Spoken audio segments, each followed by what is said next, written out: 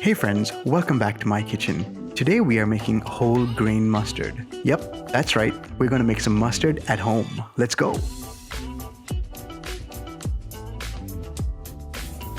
So the first thing that we need to do is take a third cup of mustard seeds and soak them in 1/3 cup of water overnight. And the next day, once the seeds are completely saturated, empty them out into a mortar and pestle and add half a teaspoon of salt. That's just to help break down the seeds. And now we're going to start grinding. There are two ways to do this. One is to break down the seeds against the side of the bowl with a stirring motion, and the other is to break down the seeds on the base of the bowl with a pounding motion.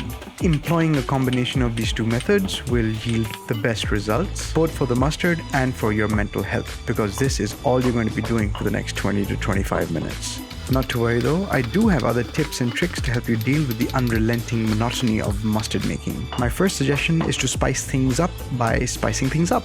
And by spice here, of course, I mean adding a half teaspoon of powdered cayenne peppers, followed by a half teaspoon of paprika. To introduce some acidity to the mustard, we're going to add 2 tablespoons of vinegar. I'm using this synthetic stuff because that's all I had lying around, but you can use white wine vinegar, apple cider vinegar, distilled vinegar, whatever floats your boat. I hate to break it to you, but it's time to go back to the grinding. So we're going to grind and grind and grind and grind, and then we're going to add in some more vinegar. And then it's back to the grindstone. Hey, I wonder if that's where the saying comes from. If you taste the mustard now, it's going to be very, very sharp and it's going to be slightly bitter. But not to worry, these flavors will mellow out over time. Adding vinegar is going to help make the mustard less pungent, and adding more salt is going to help make the mustard less bitter. You don't really have to stagger the ingredients like I am here. You can just add them all in one go in the beginning and then just continue to grind from there. The reason I'm doing it this way is because I'm tasting as I go and I'm not really following a recipe. I'm sort of developing this on the fly. That being said, I highly recommend that you add the ingredients a little bit at a time. This will help you better control the flavor, the tartness and the saltiness of the mustard. The vinegar not only mellows out the mustard, adds acidity, but it also improves the consistency of the mustard. We're almost there now. I'm enjoying this consistency. I like that the mustard is still grainy, but I feel like the mustard is still a bit too sharp and lacks acidity. So I'm going to continue grinding and I'm going to add a little bit more vinegar. From this point onwards, when you stop really depends on your taste. Adding more acidity or more salt or even more spices is completely up to your preference.